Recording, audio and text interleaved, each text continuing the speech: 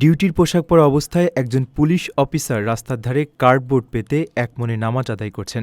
দৃশ্যটি নেটদুনিয়ায় বেশ ভাইরাল হয়েছে।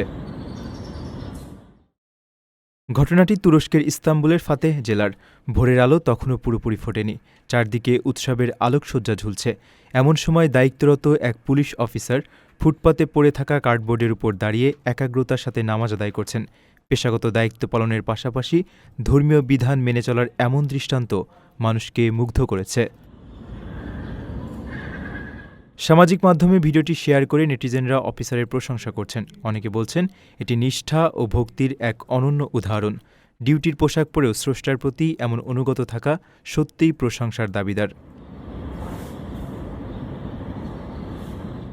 প্রবাসীর সিটিতে চলছে বহুল আলোচিত ফ্রি ফ্ল্যাট অফার, অর্থাৎ আপনি যে টাকা দিয়ে এখন ফ্ল্যাট কিনবেন ৫ বছর পর সেই সম্পূর্ণ টাকা ফেরত পাবেন, আর সেই সাথে পাচ্ছেন একটি ফ্ল্যাট একদম ফ্রি।